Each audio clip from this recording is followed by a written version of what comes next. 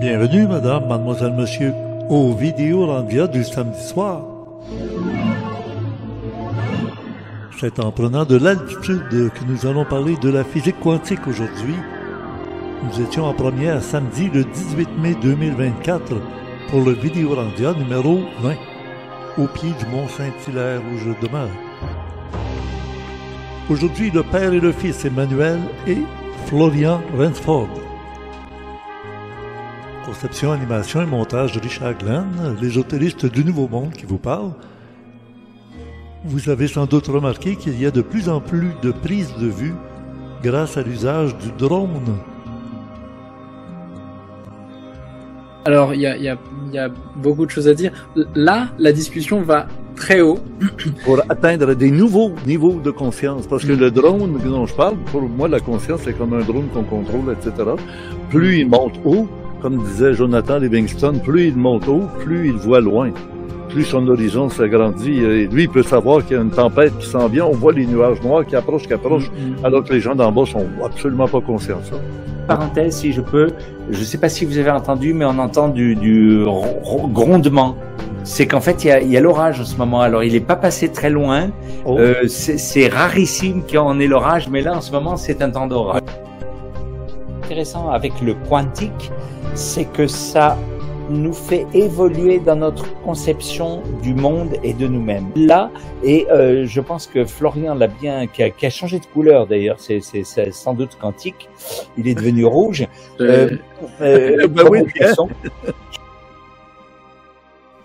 bien, revenons lentement sur Terre, évidemment. Nous allons rencontrer ces deux personnages fort intéressants. Bonne écoute. C'est parti. Bienvenue tout le monde. Et oui, nous sommes en famille aujourd'hui. Et j'ai d'un côté le père et de l'autre côté, ça c'est le père, et de l'autre côté, c'est le fils. Voilà. Alors il s'agit, vous les reconnaissez sans doute, vous connaissez Emmanuel Rensford. Ça fait longtemps qu'on se connaît. Bonjour Emmanuel. Bonjour Richard. Bonjour, bienvenue Florian. Bonjour, bienvenue, merci Monsieur Glenn de me recevoir, de nous recevoir. La première fois que j'ai eu un entretien avec Emmanuel Rensford, il m'a pris la caméra sur son portable et il m'a montré son jardin, les fleurs dans sa cour. Je me suis dit vraiment, on se comprend parce que moi aussi, je suis un homme très affairé par les temps qui courent à préparer mon jardin. Et pour l'occasion. En plus, j'ai de très belles roses en ce moment. Et au total, j'ai 14 rosiers finalement. Oh, wow! Et tous la même espèce ou différentes espèces? Non, différentes. Ah, wow! Et là, il y en a pas mal qui sont en fleurs. Oh, c'est merveilleux, c'est bon. Ben vous, en France, je pense que vous êtes un bon mois, presque même 2 mois d'avance sur notre température au Québec. C'est possible. Oui. Parce qu'on dit, voir Paris au mois de mai, c'est de toute beauté. Mais pour nous, le mois de mai, c'est plutôt la fin du mois de mai que ça commence à être fleuri. Moi, je demeure dans un verger ici. Il y a plein de pommiers. Tout le quartier, on est dans un... Ah oui? Ah oui, c'est le mont Saint-Hilaire. Et juste à côté, il y a une montagne. Ils font du cidre, ils font du jus de pomme très connu au Québec. Moi, et toi, Florian, t'es rendu au Japon. Oui, je suis au Japon et les fleurs sont présentes, mais le Japon s'étend du nord au sud. Donc l'idée, c'est qu'en fait, plus la saison avance, plus il faut aller vers le nord. Donc en arrivant à Tokyo, j'ai poussé vers les préfectures du nord, sans aller à Hokkaido non plus, mais voilà, j'ai tenté d'aller chercher un peu dans le nord et je vois, là j'ai vu des cerisiers, j'ai vu, il y a un festival des fleurs à Akita où je suis en ce moment. Et c'est absolument magnifique, ça sent super bon. Je connais pas le nom des fleurs, encore moins en japonais, mais et puis c'est drôle parce qu'il y a toujours des personnes qui passent dans la rue et qui m'interpellent pour me parler de l'odeur des fleurs et d'à quel point elles sont belles, ce qui est quand même fantastique. On n'a pas ça. Est-ce que c'est vrai que l'anglais c'est une langue qui est parlée partout, que si tu te débrouilles en anglais, tu peux te faire comprendre à peu près n'importe quel pays? Pas vraiment, ici pas vraiment, surtout dès qu'on sort des grandes villes, ce que j'ai fait, l'anglais va vraiment pas suffire. Parfois, on peut tomber sur une personne dans le restaurant qui est client, qui vient aider à traduire parce que tout le monde est extrêmement aimable. À croire qu'on est au Québec, mais autrement, non, en général, pour les Japonais, l'apprentissage de l'anglais est très difficile. Donc, c'est normal que la plupart des gens ne sachent pas parler anglais, en fait. Mais toi, tu parles pas japonais? Je m'y mets. Donc, on va dire, je me débrouille, j'ai des mots-clés, ouais. J'arrive à trouver mon chemin, et sinon, je leur dis, servez-moi ce qui vous semble bien. Et après, je découvre. Je sais pas toujours ce que je mange, par contre. Oui, c'est rassurant. Hein? Mais c'est toujours très sain et très bon. Écoutez, tous les deux, je sais que vous allez lancer une série de cours. Je ne sais pas si je me trompe. Est-ce que ce sera un genre de cours de la science à je sais pas, la médecine douce ou... Oui, non. Vas-y donc, oui. Alors, ça fait quelques années qu'un projet d'ouvrage sur 12 lois fondamentales du monde approchées par la physique quantique et le modèle de la théorie de la matière que mon père a développé est dans les cartons. Je me suis connecté à ce projet en me disant que ça pourrait être intéressant de le donner à vivre aux gens, tout un parcours qui reprenne les codes des mythes héroïques. Donc de placer chaque personne, non pas en tant que une personne qui, par sa curiosité pour la physique quantique, va chercher à en comprendre les concepts, parce qu'en fait ça se révèle être très difficile, il me semble, lorsque on approche tout ça seulement par les concepts strictement.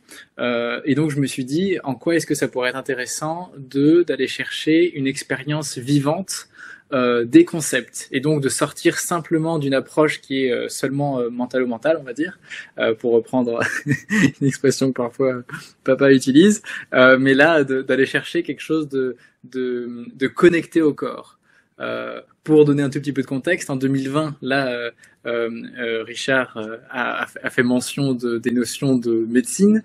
En 2020, on a coécrit un cours intitulé Thérapie physique quantique et neurosciences, qui vient s'intéresser à l'explicabilité de phénomènes de santé qui ne sont pas compris aujourd'hui et qui semblent en fait ne pas faire partie du réel. Pourtant, ça fait longtemps qu'on observe des cas avérés de rémission spontanée, de guérison à distance, le pouvoir de la prière, le pouvoir de l'intention en lien avec les maladies. Et on s'intéresse aussi à l'effet placebo, qui est un phénomène qui est à la fois complètement reconnu et à la fois qui reste fondamentalement mystérieux et inexplicable. Et aussi, plus délicat, on n'arrive pas à identifier les limites de l'effet placebo. On ne sait pas dire « non, sur cette maladie, il est impossible ». C'est comme si l'effet placebo et la capacité à se soigner indépendamment d'un principe actif extérieur à la personne étaient possibles, quelle que soit la maladie. En tout cas, on n'a pas vu quelque chose qui nous dit « non, là-dessus, c'est pas possible ». Tout ce qui nous est affirmé comme étant impossible dans les soins, on va toujours trouver on va dire des enregistrements de cas documentés qui vont dans le sens inverse. Et donc ça, c'est super intéressant. Et donc il y a un cours qui a été rédigé assez long sur le sujet. Là, ce qui est plus présent, donc ça c'était en 2020, aujourd'hui en 2024, la formation qui se lance en ce moment, qui commence le mercredi 15 mai, mais qui peut être rejoint à n'importe quel moment, c'est une formation qui se concentre sur, je dirais, la conscience en tant que première identité du sujet que je suis. Et pour moi, l'essentiel est là. Il y a énormément de choses qui se disent en lien avec la physique quantique, ça va dans beaucoup de sens différents. Beaucoup de directions qui ne sont pas mutuellement compatibles entre elles. Et la proposition ici, c'est de dire qu'est-ce que la physique en fait dit vraiment, qu'est-ce qu'elle ne peut pas dire, dans ce sens de là c'est dur de d'être sommaire sans rentrer dans les détails, mais l'idée c'est d'aller voir qu'est-ce que la science permet de comprendre encore une fois, et qu'est-ce que ça vient révéler sur la nature de la réalité qui m'entoure, et parce que je fais partie de cette réalité, qu'est-ce que ça vient révéler sur qui je suis vraiment, en essence. Et je pense qu'il y a énormément de choses qui sont projetées et créées et construites en étant déconnectées de qui je suis en essence. Et ce manquement fait que on peut courir après quelque chose sans vraiment avoir un fruit, je dirais, satisfaisant, qui a un goût de choses qui mènent vers un accomplissement. Là aussi, il faut voir un peu. Enfin voilà. Tu es très articulé, Florian. Tu es très articulé. J'adore. et je vois tous les liens à faire. Moi, je pense qu'on a manqué un bon moment. Le premier, celui sur la médecine, j'aurais raffolé de te rencontrer et de faire des échanges parce que je reçois des marabouts, des chamans, des guérisseurs, des voodoo, des gens qui peuvent agir à distance sur quelqu'un. Première chose, c'est qu'il faut toujours avoir une prudence parce que il y a toujours, par exemple en France, il y a ce qu'on appelle l'ordre des médecins qui veille au grain, c'est-à-dire il y a des choses qu'on a le droit de dire, d'autres qu'on n'a pas le droit de dire. Ça, il faut vraiment être très vigilant là-dessus. D'autre part, je voulais citer quand même, parce qu'effectivement, il y a l'effet placebo qui est... Alors, ce qui est intéressant dans l'effet placebo, c'est qu'on s'est aperçu, par rapport à ce système de croyance, on a dit à des gens que tiens, ça c'est du placebo, et ça continue à faire son effet parce que les gens avaient intégré que l'effet placebo est efficace. Donc c'est quand même assez intéressant de savoir qu'on peut même dégager le placebo de l'espèce de mensonge ou de la fiction de dire ça c'est le médicament, c'est le remède, alors que ça l'est pas. On dit aux gens c'est pas du tout le remède, c'est du sucre. Et ça marche quand même parce que les gens savent que le placebo marche. C'est quand même, je trouve, assez fantastique. Alors, sur ces phénomènes qui sont un peu hors normes et sur lesquels la physique quantique peut amener des débuts d'explication. Je dis pas qu'elle va jusqu'au bout, mais elle peut montrer que le monde a, par exemple, il y a des connexions invisibles qu'on appelle entanglement en anglais, l'intrication ou la non-séparabilité en français. L'enchevêtrement. Pardon? L'enchevêtrement. Oui, c'est ça, l'enchevêtrement. Je préfère d'ailleurs ce terme québécois, l'enchevêtrement. Oui. L'intrication. Justement, l'enchevêtrement, je le cite. Absolument, l'enchevêtrement. Eh bien, c'est quand même quelque chose de totalement inattendu et réel qui a été vérifié et qui peut avoir justement des implications nous concernant. Et Florian a raison. Ça donne en quelque sorte des ailes à notre conscience quelque part. Alors, j'en parle dans mes livres. Alors, je voulais quand même dire qu'au-delà du phénomène croyance qui fait, par exemple, que quelqu'un qui sent qu'il a été que les vaudous lui ont mis un hex, comme on dit en anglais, lui ont mis un mauvais sort. Ouais. Il y a quand même des phénomènes aussi qui résistent. Il y a une étude récemment qui s'est aperçue que dans les corps inhumés depuis longtemps, un organe qui de façon extraordinaire est conservé, c'est le cerveau. La matière cérébrale. Or, la matière cérébrale est un des tissus les plus vulnérables du corps, qui devrait comment dire, c'est un de ceux qui devrait se désintégrer en premier.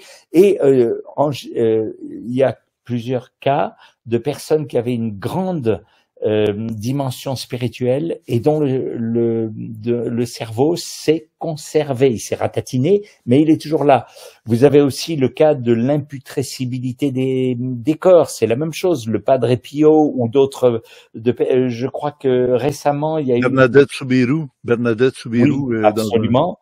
Et vous avez aux États-Unis, il y a eu Wilhelmina, je ne sais plus, c'est une noire américaine, une nonne qui a monté un couvent et quand elle est morte, dans une région où le sol est tel que quand on enterre un corps, il se désintègre tout de suite. Et on trouve les os quelques années après.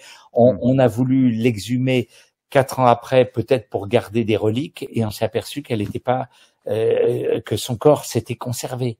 Donc il y a vraiment des phénomènes qui sont extraordinaires, qui sont très souvent liés à une vie spirituelle intense. Donc, il y a vraiment quelque chose qui se passe là.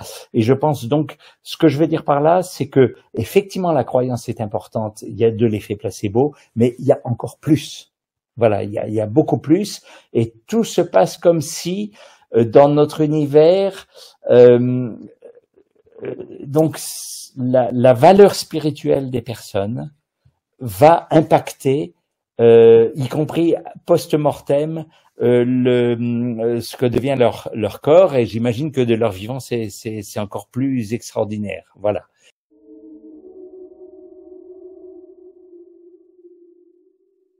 La valeur spirituelle des personnes va impacter, y compris post-mortem, ce que devient leur corps, et j'imagine que de leur vivant, c'est encore plus extraordinaire. Voilà.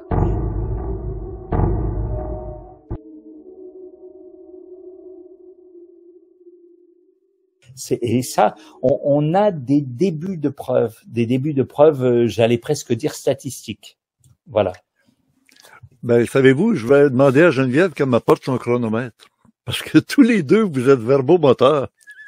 D'accord. Alors, quand Florian parle, on serait porté à le laisser parler et l'écouter parce que c'est intéressant. Puis quand c'est à ton tour, Emmanuel Ransford, c'est la même chose. Je me dis, comment je vais dire, j'ai 2 chevaux rétifs, là. OK, on tire sur les morts un peu. Bon. Alors, écoutez, à tous les deux, je vais vous poser une question fondamentale. Comment vous définissez la conscience? Vas-y, Florian, le premier. Qu'est-ce que la conscience? Je m'amuse. Enfin, souvent, ce qui manque dans les ouvrages philosophiques, à mon sens, et ce qui manque dans beaucoup de. Oh, je ne vois pas, mais il y a indiqué que ça fait 19 minutes 19 qu'on a commencé. Non. Donc, au fond, je vois le temps qui est non. C'est Geneviève là, qui m'a apporté ce chronomètre. Et on voudrait dire bonjour à Geneviève, on ne l'a pas vue. Que je ne connais pas, mais que on peut pas la voir parce que Geneviève est en pyjama et une femme se montre jamais. Mais moi, j'ai l'audace, tu sais, je veux dire. Fermez tous les yeux. J'ai mes lunettes anti-écran bleu, lumière bleue. Bonjour Florian, bonjour Emmanuel. Bonjour. Et il y avait un chat autrefois aussi, non? Il y a plus. Anti-écran bleu à 9h20 du matin. Ah, moi, ça fait longtemps que je suis en pyjama. Oui, mais là, il est 9h20 du matin. Oui. Moi, je suis au petit café du matin, là.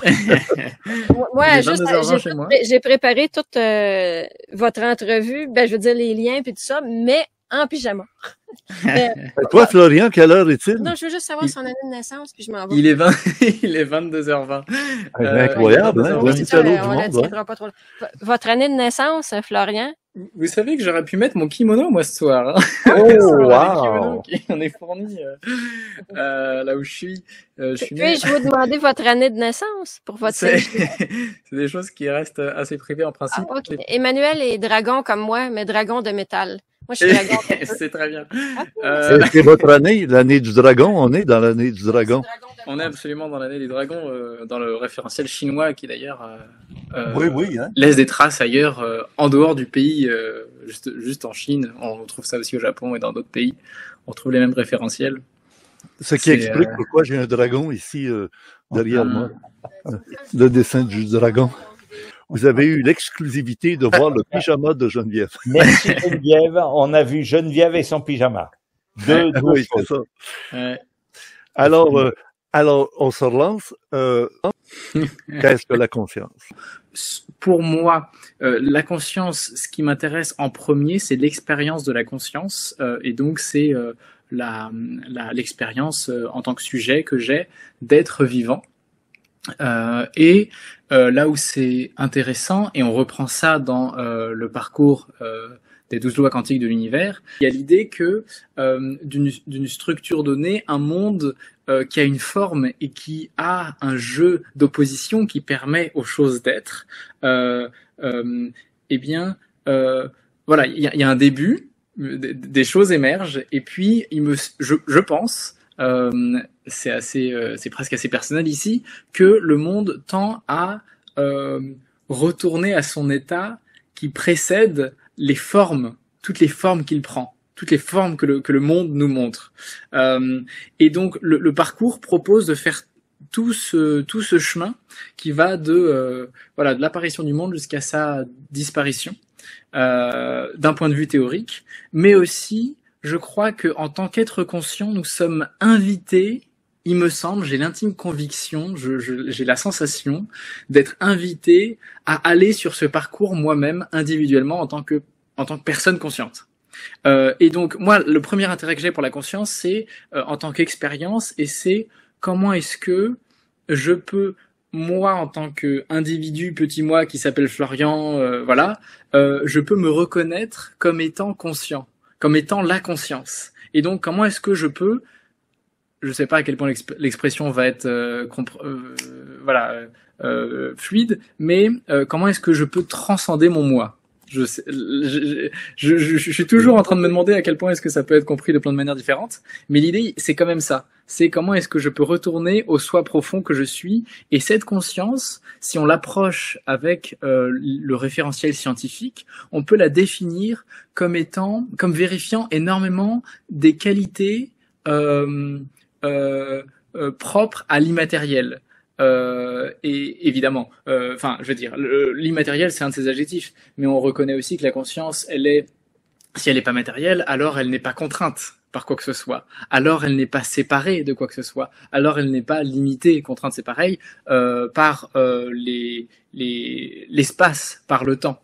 Et j'ai entendu un mot que tu as dit, c'est un peu comme au début, avant les formes, et on est tendance à retourner à cet état primordial, préformé, et on dirait un peu comme l'alpha et l'oméga qui se rejoignent.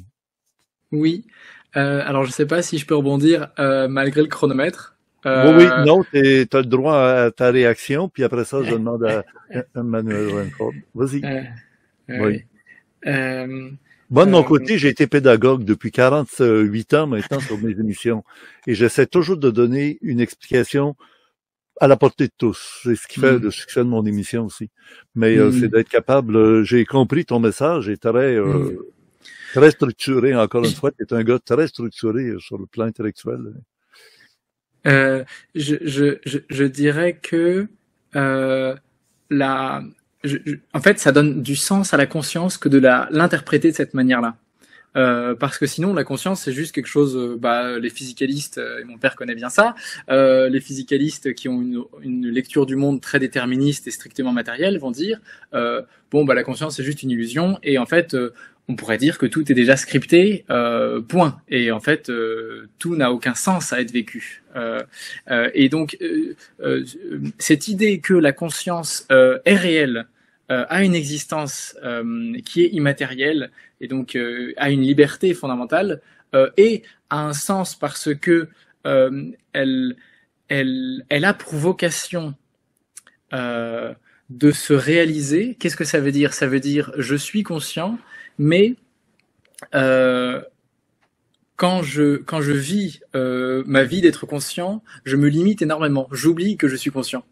La personne qu'on appelle, alors ces expressions-là, je les utilise pas beaucoup, mais par exemple une personne qu'on appellerait d'un bas niveau de conscience, admettons, en fait, elle a exactement le même accès à la même conscience infinie. Et d'ailleurs, une personne qu'on va appeler éveillée, par exemple, si on prend le référentiel bouddhiste, ou une personne qui a vécu le salut, si on prend le référentiel chrétien, etc., va voir dans la personne qui a sa conscience basse, cette conscience infinie en elle.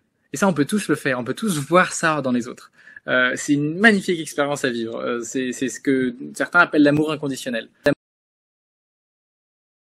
Tu me mettais sur le pas de la prochaine question que j'aurais à poser. Voilà. Je la réserve pour tantôt, mais retiens ce que tu viens de dire. Oui. Ça va être vraiment ça.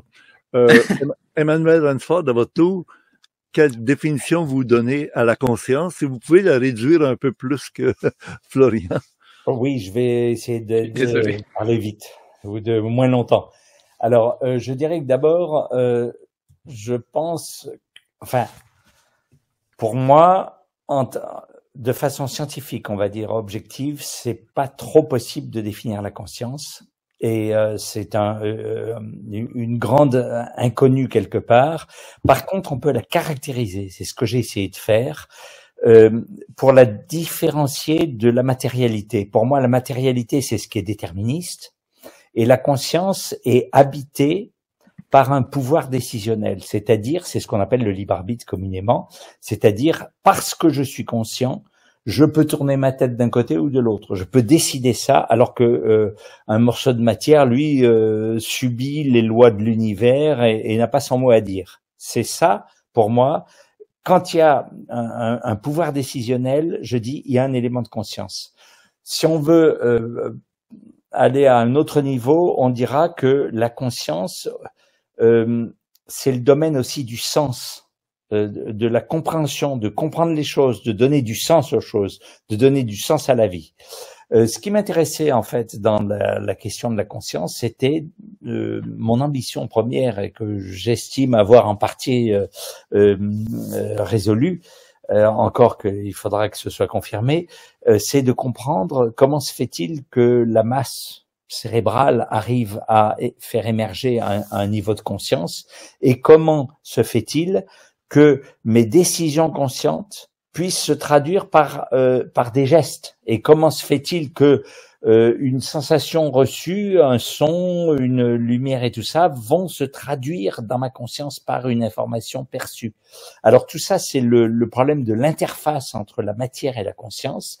Et pour moi, c'est ça qui m'intéressait, dans la mesure où la conscience, c'est un problème qui dépasse un petit peu, chacun a son idée, mais on ne peut rien en faire. Et moi, j'ai voulu aborder la question par le biais de cette interface. Et je pense que cette interface interroge directement la physique, et particulièrement la physique quantique, d'où ma démarche. Ma démarche tourne autour de ça. Voilà. Bien, parfait. Alors, de mon côté, je vais vous dire que ma pédagogie se résume à ceci. La conscience, c'est exactement comme contrôler un drone. Et à l'époque moderne, le drone prend de l'altitude pour que ta conscience ouvre à des horizons de plus en plus vastes. Et ton interface, c'est ta télécommande que tu contrôles, ta pensée, tu la contrôles en regard de ce que la caméra du drone te montre. Et comme on dit qu'avant que l'univers soit phénoménal, il était nouménal, il était dans la cause de toutes les choses qui sont devenues matérielles, réelles, la réalité. Et dans ce nouménal, les Juifs l'appellent le Ein. Et Ein, c'est le mot qui veut dire l'œil. L'œil, donc la caméra, et l'œil de Dieu. Et quand il regarda, il vit que cela était bon. Il fit la création du premier jour.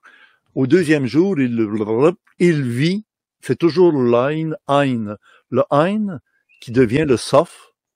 Et le Sof, c'est le Big Bang qui a entraîné, comme disait Florian, qu'il prend conscience qu'il est et qu'il doit se prouver à lui-même qu'il est. Et comment se prouver à lui-même qu'il est? C'est, on dit, à se regarder lui-même. Mais en se regardant lui-même, il devient les deux fentes de Jung. Mm-hmm. Il y a le témoin. Et dès qu'il y a le témoin dans la lumière ondulatoire, il y a la particule qui apparaît. Alors, si je peux réagir à ça.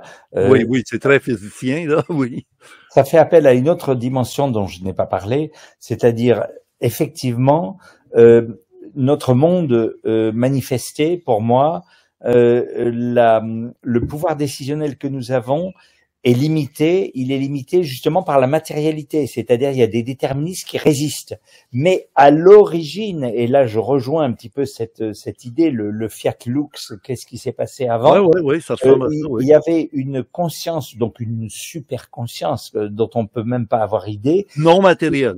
Voilà, non matérielle, donc qui n'était pas contrainte, qui n'était pas limitée par le déterminisme, par la matérialité. Et ça, c'est le domaine un peu du divin ou du transcendant. Et cette entité, à un moment, a voulu injecter en quelque sorte du déterminisme dans la réalité et a fondé un univers tel que le nôtre. Ça rejoint tout à fait ça. Mais créer l'ordre du chaos devient le cosmos. Le cosmos, c'est de l'ordre, et le chaos, c'est Absolument. Oui. C'est comme l'orchestre, avant que la pièce de musique se joue avec l'orchestre, c'est le cacophonie totale. Tout le monde pratique avec son instrument de musique et les gens dans la salle entendent tous les instruments se pratiquent. Et là, tout d'un coup, c'est le silence, le chef d'orchestre arrive.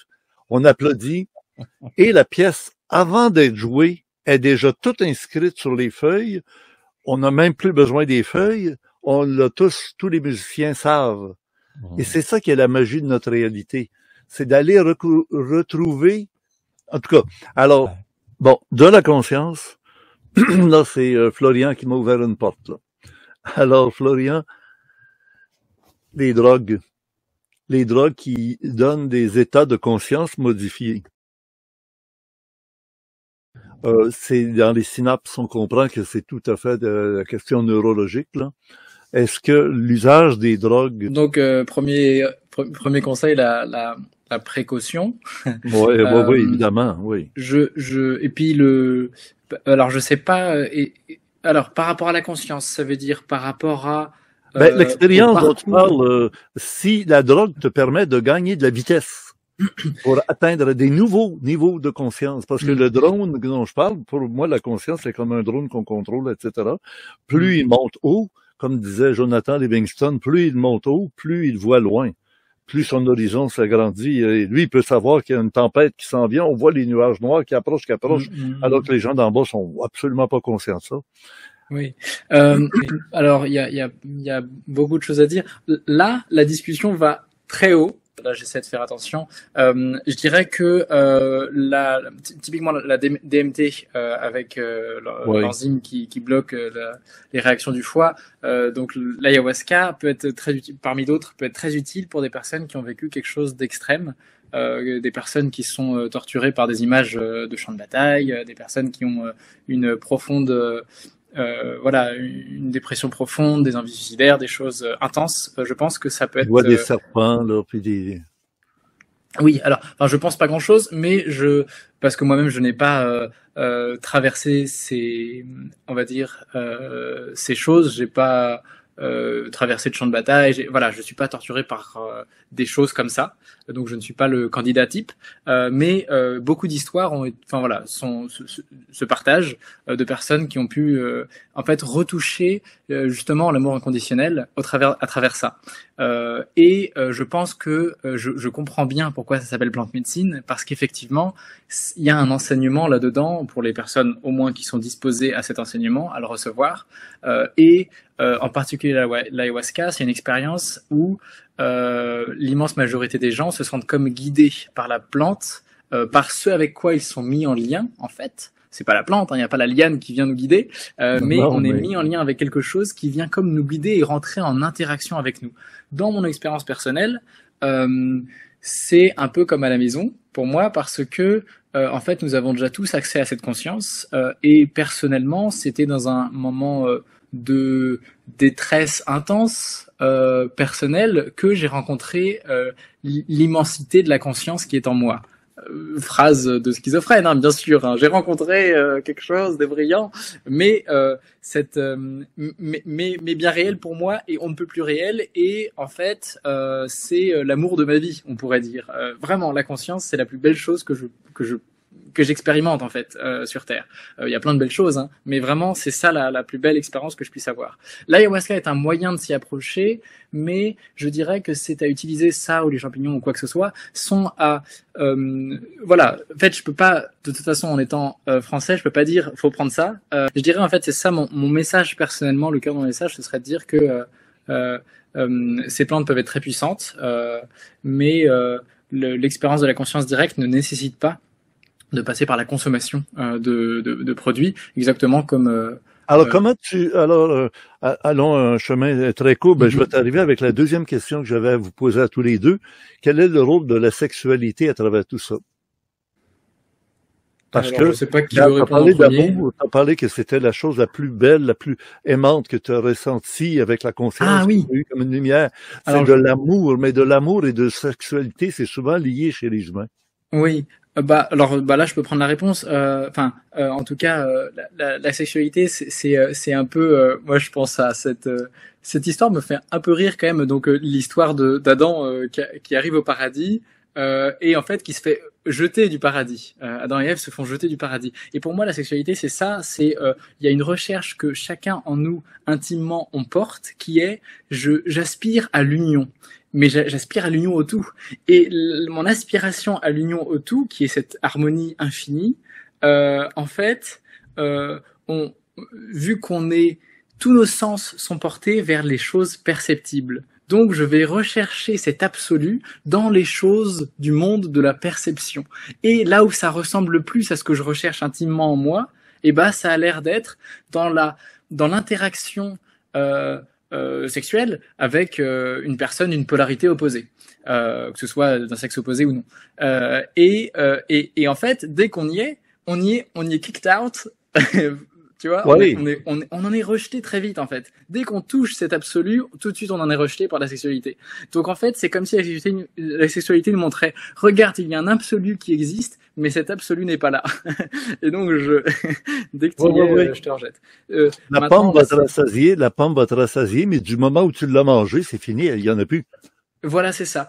Or, c'est pour ça que j'ai parlé de mon histoire d'amour, tu vois, mais la connaissance de la conscience, c'est ça, mais sans rien qui vient ternir ça. Ça n'a rien de relatif. La caractéristique du monde matériel, c'est le relatif. D'où le fait que la physique classique relativiste s'applique au monde matériel et fonctionne très bien. La particularité du monde de la conscience, c'est l'absolu. Et donc, si je suis en quête d'absolu, alors j'ai tout intérêt à aller rechercher dans la conscience. Énormément de notre industrie se pousse vers comment tirer le maximum de notre monde, des choses, des objets, des technologies, des choses comme ça. Comment augmenter l'humain par la technologie. Et moi, j'adore Corinne Sombrin qui dit l'humain augmenté, ce n'est pas en technologie, c'est en conscience. C'est ça. L'humain augmenté, ce n'est pas en technologie, c'est en conscience. C'est ça.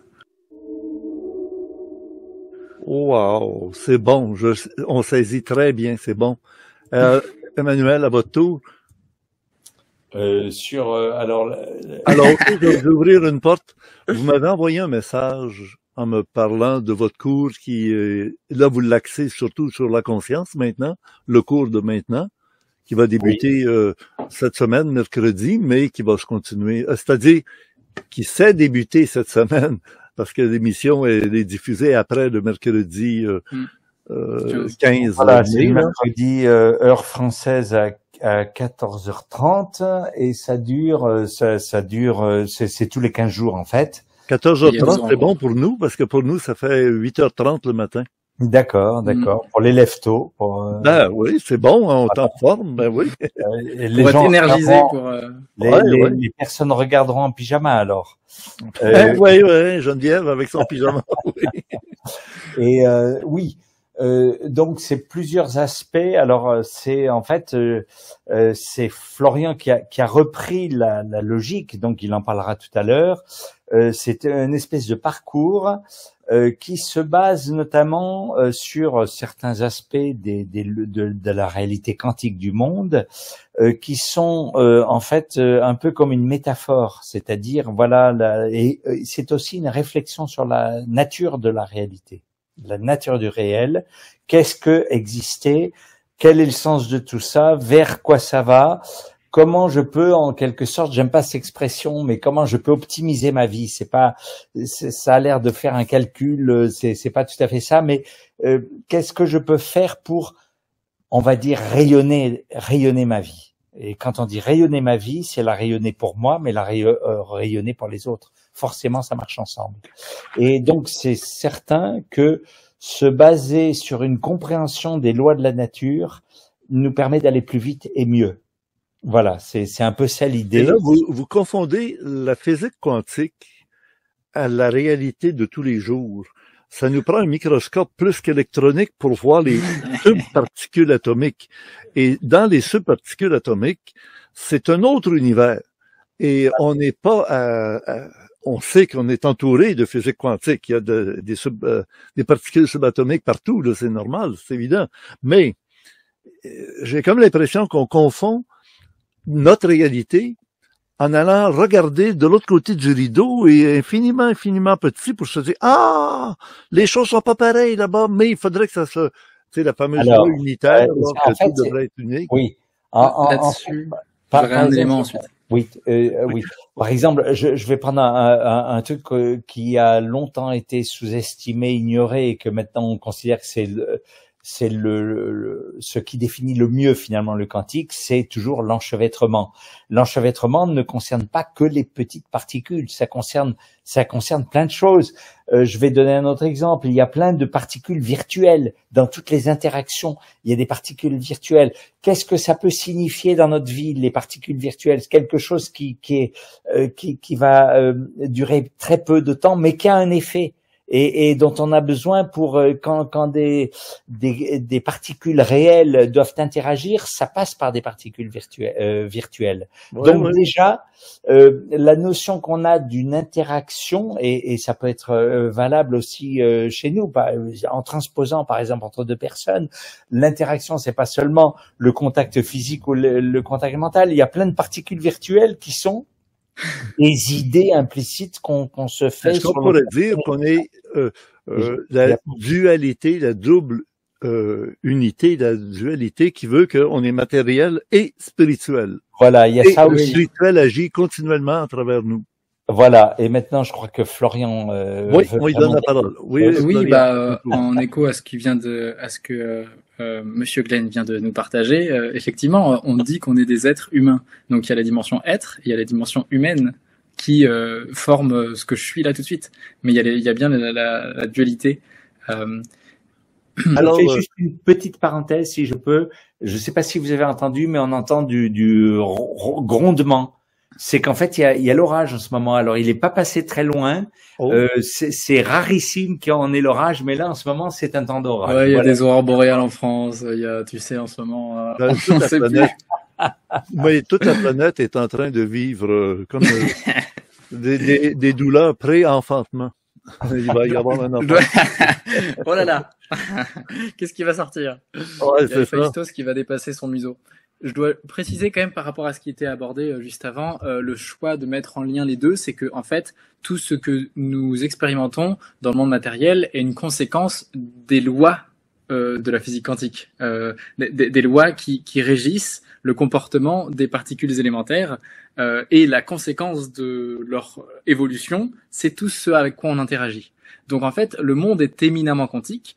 On dit souvent que la physique quantique ne se vérifie qu'au niveau infiniment petit. Mais dès qu'on crée un objet qui, comme un condensat de Bose-Einstein, qui devient assez gros, on peut observer des phénomènes quantiques même à l'échelle humaine. Donc en fait, c'est juste, bon, papa, si tu veux rajouter une précision là-dessus, tu peux. Oui, mais dans l'idée, oui. Voilà, enfin tout ce qu'on expérimente. Oui. Je peux juste rajouter un petit quelque chose, de dire que comme c'est des comportements très contre-intuitifs, c'est-à-dire c'est différent de ce dont on a l'habitude, là ça pose un problème d'interprétation, de compréhension et d'interprétation. Et du coup, parfois on ne saisit pas le vrai sens de ces choses-là.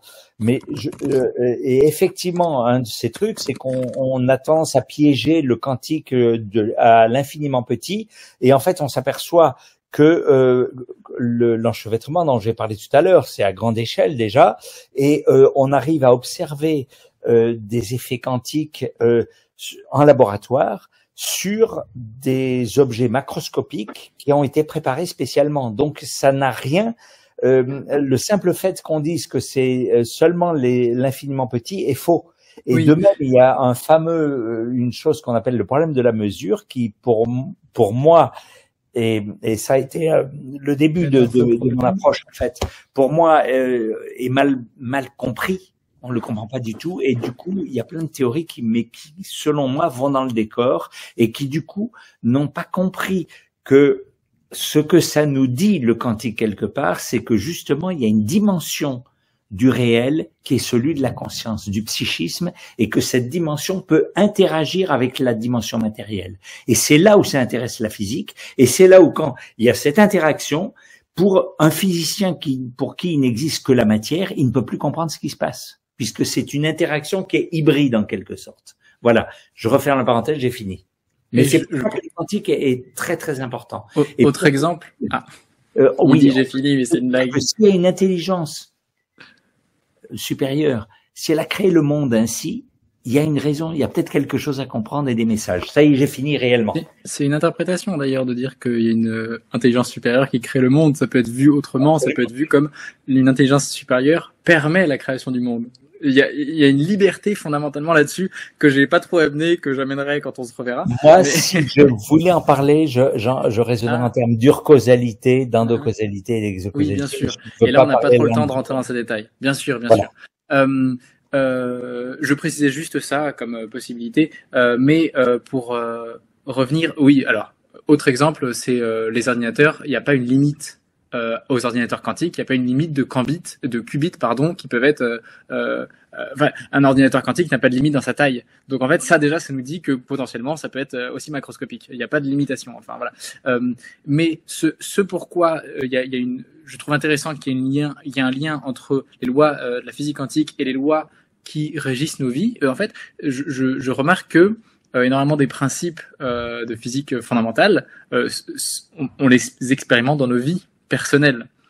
C'est comme si le monde était fractalaire, et c'est très intéressant du coup de se dire j'ai tout intérêt en fait à connaître les règles du jeu, les lois qui s'appliquent au monde de l'infiniment du monde quantique, tout simplement, sans dire de l'infiniment petit, mais souvent les gens comprennent bien cette expression, mais du coup on l'a vu, c'est partiellement erroné, donc on va s'en tenir à dire autre chose, et je me dis en fait à ignorer ces lois on se prive d'un pan de la réalité, et effectivement énormément de personnes vivent comme si la physique quantique n'existait pas, en dehors de l'utilisation du téléphone et d'internet, tout ça qui est permis par les transistors, qui est permis par l'équation de Schrödinger, voilà.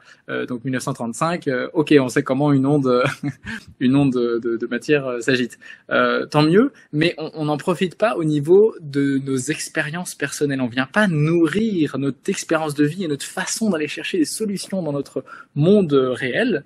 On vient pas nourrir de ça. C'est comme si on se privait d'une technologie liée à la conscience qui est à notre disposition. Et je trouve ça vraiment dommage. Et du coup, étudier ça permet de s'ouvrir un champ de potentiel bien plus élargi. En fait, potentiellement infini. Donc, connaissons ces lois et aussi étudions ces lois, mais en nous plaçant au cœur de ça, en nous plaçant au cœur de l'étude par l'expérience. Je suis pas intéressé par l'adhésion à des idées conceptuelles parce que c'est des concepts assez sympas et assez cool, assez contre-intuitif, assez que sais-je. Motivons-nous à vivre avec cette connaissance par l'expérience qui vient valider cette connaissance et non pas par une adhésion en isme, tous les mots en isme. Hein. Voilà. D'ailleurs, dans la prononciation des mots quantique, ça me fatigue profondément parce qu'on dirait qu'on revient toujours à l'idée d'un quanta ou d'une quantité. C'est normal, ça a été prouvé que c'était toujours par paquet des quantités. Mais j'aime bien mieux l'expression qui tire du latin, du grec, quanta. Parce qu'on dira pas un aquarium, pourtant ça s'écrit aquarium, et on dit aquarium, on devrait dire quantique. Le quantum, qui est aussi un momentum, qui est aussi un élan de quelque chose, alors que le quanta ou le quantique, on se mélange en C-A-N-T-I-Q-E, le cœur des anges qui sont dans le paradis qui chantent, donc le cantique des cantiques, mais là on est dans le quanta, on devrait dire quantique, mais que je veux, on peut pas changer de monde, là, c'est rendu comme ça. Alors, pour revenir au quantique, effectivement, on devrait dire quantique. Ça nous a quand même amené une autre vision des choses, et une des premières choses finalement qui a été amenée, c'est de briser le carcan du déterminisme de la physique classique. Avec la physique classique, on pensait que tout était déterminé, déterministe. Même nous, même si on n'en avait pas conscience, on était déterministe. Dieu ne joue pas au dé. Pardon? Dieu ne joue Arrêtez de dire à Dieu ce qu'il doit faire. Et le quantique a amené donc de la liberté, de la souplesse et un champ des possibles. Parce que, par exemple, on fait une mesure, le résultat, ça peut être 2, mais ça peut être 4, ça peut être 7. Donc, il y a plusieurs, on ouvre. Déjà, ça a été énorme. Donc, oui. Voilà. Donc, c'est ça aussi qui est intéressant avec le quantique.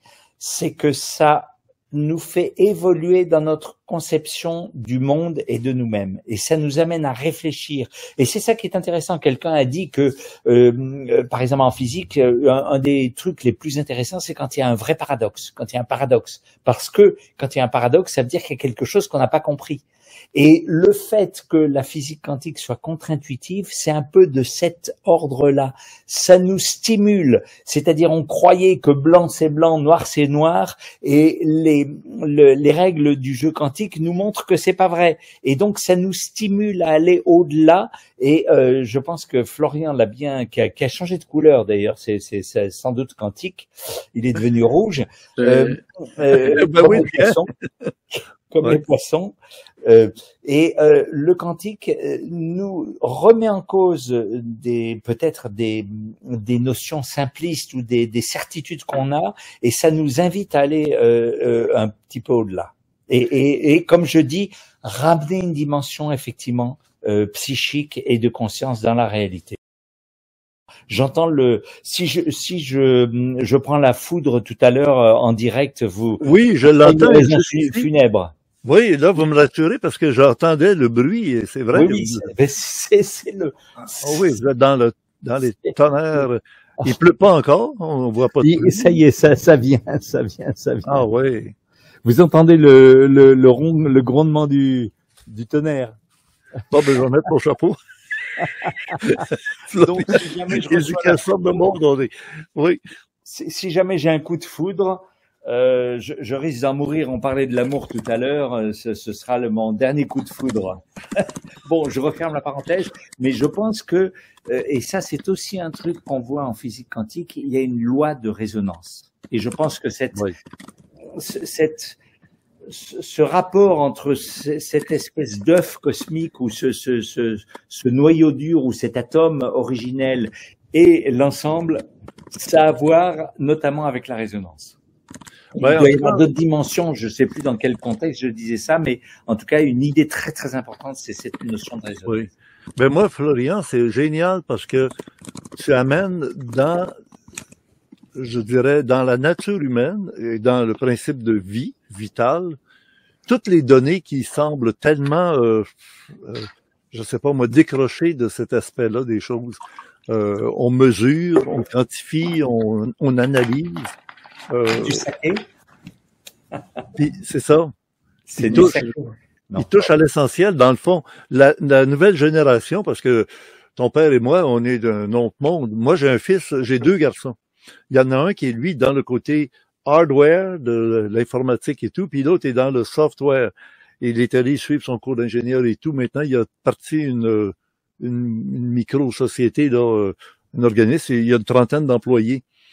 Parce qu'il travaille sur la transmission d'électricité sans fil. À partir des expériences qu'il a connues en très très bas âge, on avait un phénomène ici au Québec qui s'appelle Daniel Pomerleau, qui est décédé maintenant. Il faisait marcher des bidules, dont un des bidules était apporté à Paris par une dame qui l'a pris dans ses bagages. Elle est arrivée à Paris avec le fameux bidule que lui contrôlait du Québec. Alors, il se téléphone. Elle me dit, Daniel, je suis prêt et je suis à Paris maintenant. Alors, si tu veux allumer la lumière, s'il vous plaît. La lumière vient de s'allumer. Elle dit, je te remercie parce que les gens ici ne croient pas que tu puisses agir à distance sur l'appareil jusqu'ici. Et mon fils, qui était à l'âge de 6, 7 ans, 8 ans, il a été témoin de tous ces phénomènes avec l'énergie électrique, mais c'est pas électromagnétique. Ça va chercher, tenez-vous bien tous les deux, là, puis je vous amène là-dessus pour terminer notre entretien, sur ce qui n'est pas matériel, puisqu'on l'appelle ou on l'appelait l'éther. Et Nikola Tesla a toujours dit, l'éther, tout provient de l'éther, et tout ce qui est ondulatoire avant d'être corpusculaire vibre dans l'éther, et l'éther est au-delà de la matière, est au-delà de la réalité phénoménale. Et c'est à cause de cette contraction dans l'éther qu'il y a eu le fameux Big Bang qui a créé les particules solides, qu'on appellera le photon, parce que la lumière, qui est ondulatoire, c'est le pont entre cette vibration de l'éther qui atteint une certaine fréquence qu'on voit, qui nous affecte, mais c'est toujours, quand Nikola Tesla disait les gens cherchent l'énergie, c'est comme s'ils étaient assis dans le fond d'une piscine à se dire je voudrais mettre de l'eau dans ma tasse. Comment ça, tu veux mettre de l'eau dans ta tasse? Tu es assis dans le fond d'une piscine, il y a de l'eau dedans. Ben, c'est ça. Il y en a partout, de l'éther. Et le type qui était au Québec, qui décide de faire clic, et la lumière allume à Paris. Il n'y a pas eu de fil électrique qui est déjà rejoint. Et c'est là où on parlait justement de l'intrication. Mm-hmm. Oui, c'est ça, absolument. Oui. Alors, dans l'éther, et là, je ne sais pas si Florian a un commentaire, je connais déjà le commentaire de ton père, parce que je l'ai déjà abordé sur le sujet de l'éther. Mais toi, qu'est-ce que tu penses de la notion qu'on est tous baignés dans l'éther? Et on irait plus loin que ça. Albert Einstein est allé écrire à sa fille, tu n'ouvriras cette lettre que lorsque tu auras atteint une certaine maturité. Elle l'a ouvert très tard et il lui a écrit dans la lettre en débutant ce que tu vas lire, je te transmets comme mon testament le plus précieux. À travers tout ce que j'ai découvert, Albert Einstein, il dit, j'ai compris la loi unitaire de tout l'univers et ça s'appelle l'amour. Point. Voilà. Mais c'est marrant parce que j'allais citer Einstein justement en premier. J'allais dire, quand on lui posait la question, est-ce que vous croyez en Dieu? Il répondait, définissez-moi ce que c'est Dieu et je vous dirai si j'y crois. Je dirais la même chose pour l'éther. L'éther a été longtemps recherché dans l'histoire des sciences. Newton y croyait aussi. Mais à l'époque de Newton, on est loin d'être aujourd'hui. Ouais. Et donc là, je sais pas quelle est la définition à laquelle tu penses ici, et peut-être que je la rejoindrai si elle vérifie les qualités immatérielles fondamentalement. Bon, ben écoute-moi bien, là, Florian, je suis sérieux, là. J'aimerais faire une émission avec toi et mon fils, Emmanuel. Moi, mon fils s'appelle Emmanuel, tiens, comme ton père. Voilà. Alors, mon Emmanuel Glenn, avec Florian, ce serait super extraordinaire. Vous avez à peu près le même âge, j'ai l'impression. Moi, Emmanuel, tu connais l'année maintenant. Pardon? J'ai dit mon année tout à l'heure. Mais oui. Oui, ok. Ah, oui. Mais c'est ça. C'est un peu passé la trentaine. Oui. Et c'est toute sa vie est dans ça. Maintenant, le développement est particulier parce qu'il est suivi, il est surveillé, etc. Dans ces laboratoires, personne n'a le droit d'avoir un cellulaire. En rentrant, tout le monde met les cellulaires dans une boîte. Il n'y a pas de photos à prendre, il n'y a rien. Puis là, il y a une... Oui, c'est un personnage, ce Tesla. Mais oui, mais ça serait une conversation qui serait formidable de vous voir tous les deux parce que il est loin de mon ésotérisme, mon Emmanuel. Lui, lui, là, il fait sa vie ailleurs, puis il fait... Mais on s'échange des fois des après-midi de dimanche, là, des conversations tac, tac, tac, tac, tac, parce que c'est dans un autre monde. Mais c'est bon de relier les deux mondes. Moi, j'aime ton côté, c'est que toi, t'es l'aventurier de la vie. Apportez-moi vos connaissances scientifiques de laboratoire, je vais en faire quelque chose qui va être utile à tout le monde. Puis il faut que les gens sachent que ça sert pas à fabriquer rien que des robots puis des bébelles. Ça sert au vital, à l'équilibre de l'être et aux besoins de l'être. Ça devient même vital. Oui, j'ai la connaissance d'être né à un endroit où j'ai pu découvrir la théorie de la matière très tôt, donc un modèle qui propose de décrire la physique d'une façon cohérente et qui intègre l'immatériel comme étant un élément du réel, plus que ça même. Et du coup, je me dis, mais attends, mais il y a un truc énorme là à faire avec ça, quoi. Tu vois. Oh oui. Et c'est un peu ça là où je me place. J'oserais presque te dire, tu pourrais être le fondateur d'une religion matérialiste. Hein? Quoi? Prenons Richard Glenn comme grand prêtre spirituel qui s'intègre dans la matière et qui propulse la matière. Au lieu que actuellement on a des religions matérielles qui veulent s'accrocher à du spirituel, mais ils propulsent eux autres vers le ciel, alors que là, toi, tu te dis, OK, vous avez découvert ça, ben moi, je le descends. Non. Oui. Non, mais intéressant. Je voulais juste revenir un petit peu sur les terres parce que je suis un peu d'accord avec Florian, c'est-à-dire toutes les questions de définition, sachant que les terres, on en avait parlé, les terres luminifères. Il avait été. Pourquoi on avait inventé les terres? D'abord, c'est une très ancienne. La quintessence, c'est une très ancienne notion. Mais en physique classique, ça avait été repris parce que on s'apercevait que chaque fois qu'il y avait une onde, il y avait un support. Par exemple, c'est une vague sur un plan d'eau.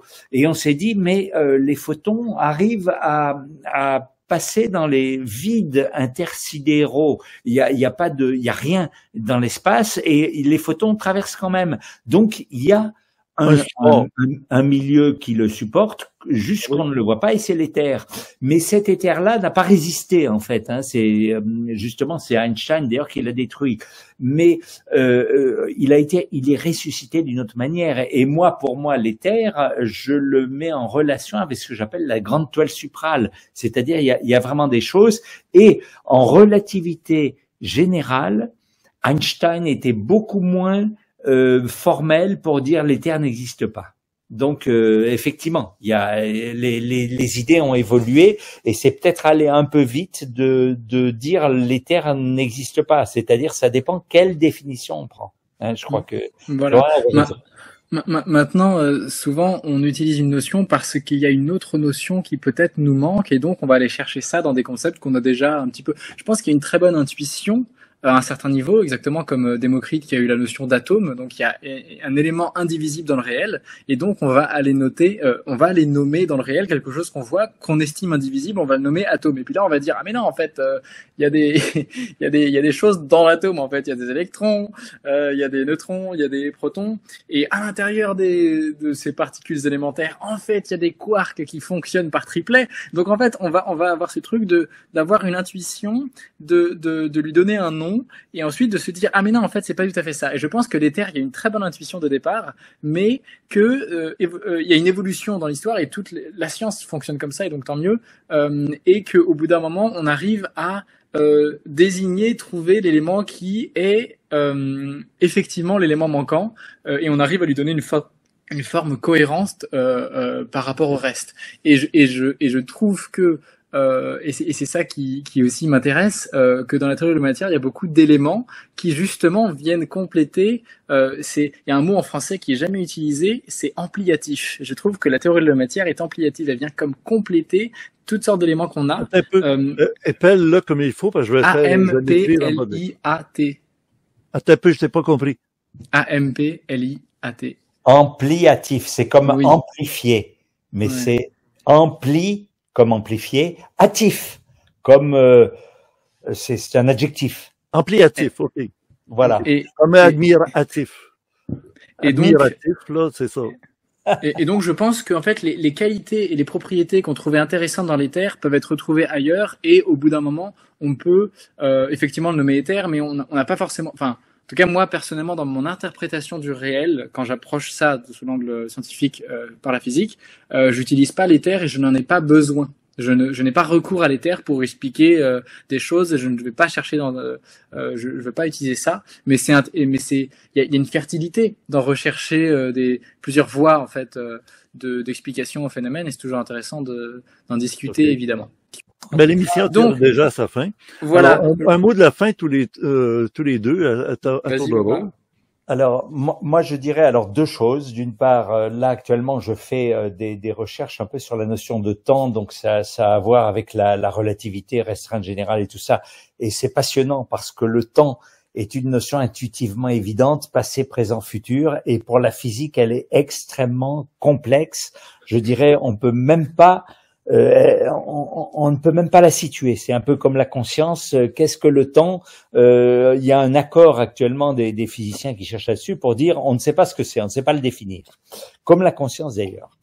L'autre chose, c'est que je vois j'ai deviné d'après vos interventions, Monsieur Glenn ou Richard. Yes. J'ai vu qu'il y a en fait beaucoup de convergence avec des mots différents et tout ça, mais finalement on converge sur beaucoup d'idées, sur beaucoup de notions finalement. Et la dernière chose, ça y est, ça tonne. Ouais. Que... On l'entend jusqu'ici. Dites à votre fils d'arrêter les éclairs à distance. Voilà. Et ce qui est incroyable, c'est que j'ai même pas reçu la foudre, parce que je me dis, et dans ce cas-là, on dit il faut tout éteindre, les ordinateurs et tout ça, mais là ça va. Oui. Et dernière chose, je trouve, je suis tout à fait, enfin, je suis séduit par cette idée, cette proposition que vous avez fait, que votre Emmanuel et mon Florian se rejoignent et peut-être élaborent quelque chose ensemble. Je pense que ça sera super. Ça sera de la grande qualité. Et peut-être dernière chose après la dernière chose, c'est qu'effectivement, on a cette formation de 12 lois quantiques qui a quand même pour but d'amener les gens à repenser leur vie, à saisir le sens de leur vie et à mener une vie beaucoup plus, vibrante, on va dire. Voilà, j'ai fini. On a découvert la physique quantique dans notre génération, Emmanuel. Oui. Et on vient de découvrir un univers complètement différent. Et le fameux télescope James Webb qui est mis en orbite, lui-même vient de découvrir des univers dans l'univers. Alors tout ça, c'est le testament qu'on laisse à la nouvelle génération de mon Emmanuel et de ton Florian, qui auront à manipuler, à gérer ces nouvelles perceptions que les anciens n'avaient pas du tout. Absolument. La physique quantique nous amène à des choses, comme il disait, des paradoxes. On se dit, on est fou, on comprend plus. Et pourtant, c'est là. Maintenant, on le découvre. Et le cosmos, il y a eu un Big Bang ou une bulle ou quelque chose, mais il y en a d'autres. C'est assez terrible. C'est un peu comme le film, là. Je me souviens plus si c'était dans Men in Black. Il tenait des billes dans sa main. Puis la caméra avance, puis elle rentre dans une bille. Puis dans la bille, il y a des galaxies, puis mais quand à la fin du film, elle ressort de la bille, donc de notre univers phénoménal avec nos galaxies et tout ça, et elle sort de la bille, elle sort de notre univers, et il y a d'autres billes dans sa main. Mm-hmm. Alors des univers bulles. Oui, des univers bulles. Oui. Alors, Florian, c'est toi qui auras l'honneur du mot de la fin. Déjà, merci beaucoup. Je suis fasciné par, j'imagine, enfin, j'aperçois la surface de l'iceberg de vos connaissances, et ça me rend extrêmement curieux. Je suis très curieux. J'aurais envie d'énormément creuser tout ce que vous partagez. Voilà, ça me met en appétit. Oui, et puis moi, tu me fais penser beaucoup à mon Emmanuel. Dans ta façon d'être, de t'exprimer, de parler, et aussi tes champs d'intérêt qui sont concomitants aux miens, comme toi, t'es concomitant aux intérêts de Emmanuel, ton père.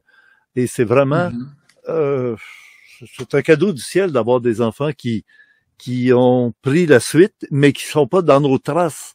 Ils font leur chemin, leur cheminement, leur débrouillage. Et c'est bon pour tout le monde.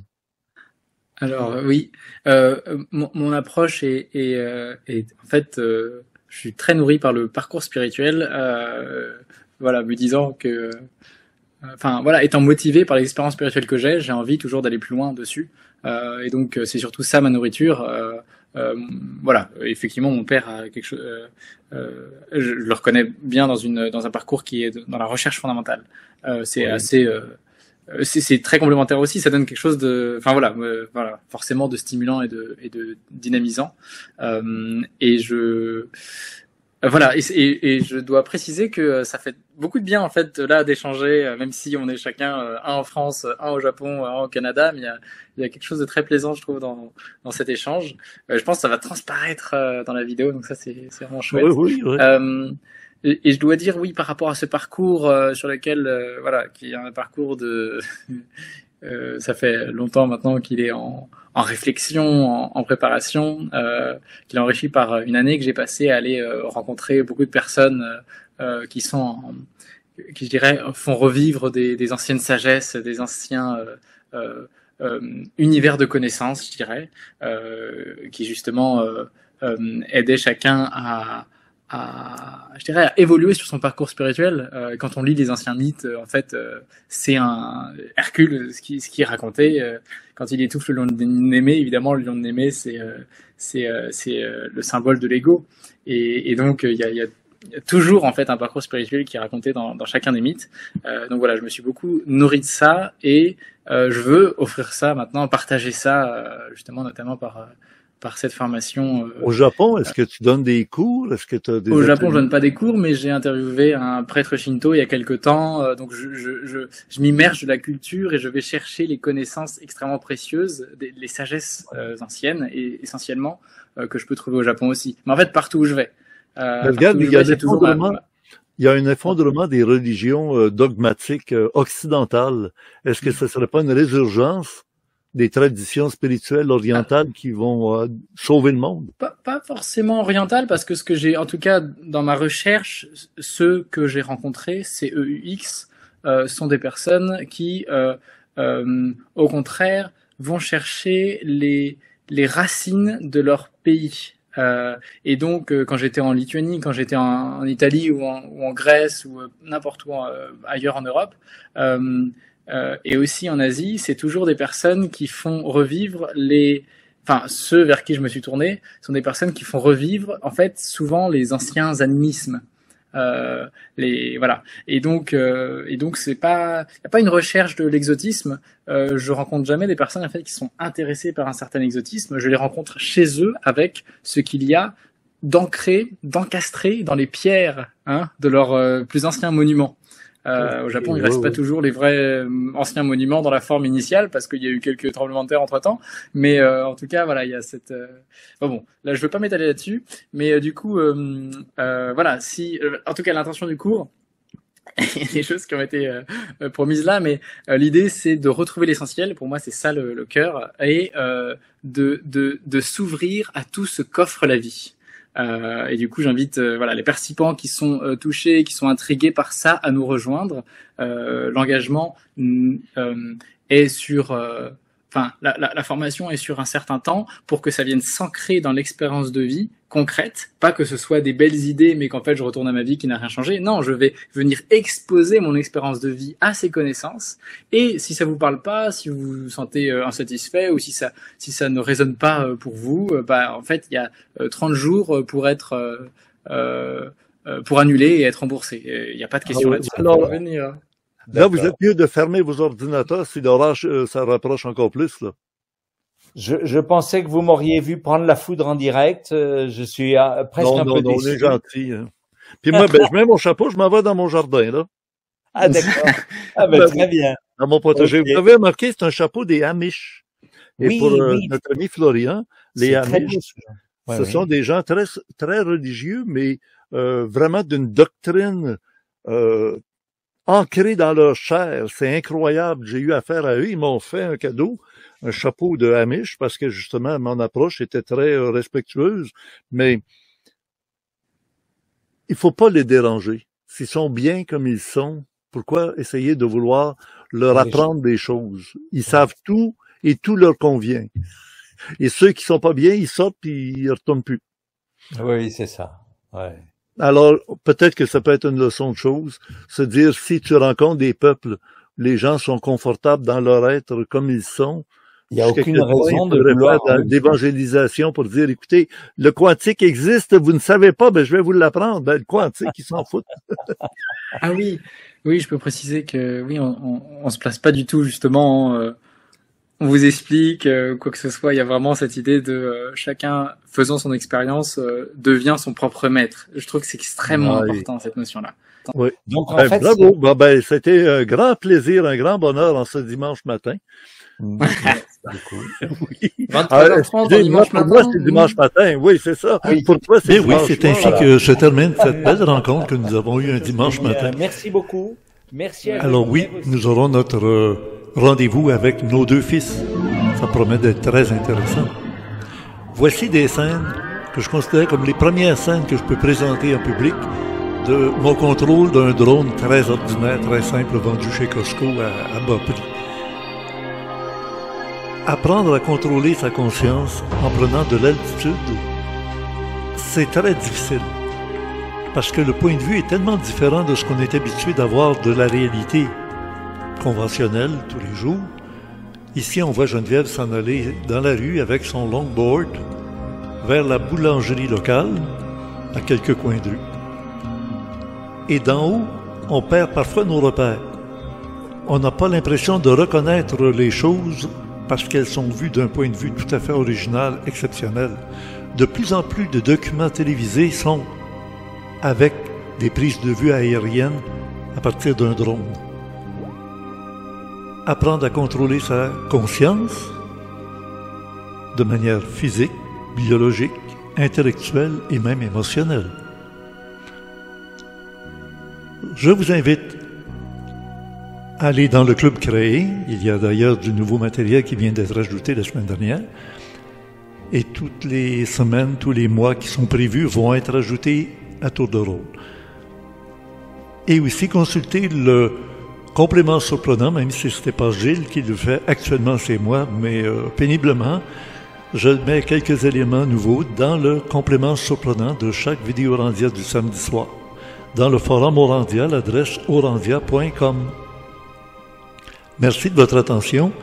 Au plaisir de lire vos commentaires ici sous le vidéo Orandia. Merci d'être abonné au Club Créé. Voici nos suggestions pour cette semaine. Bonne semaine et à bientôt.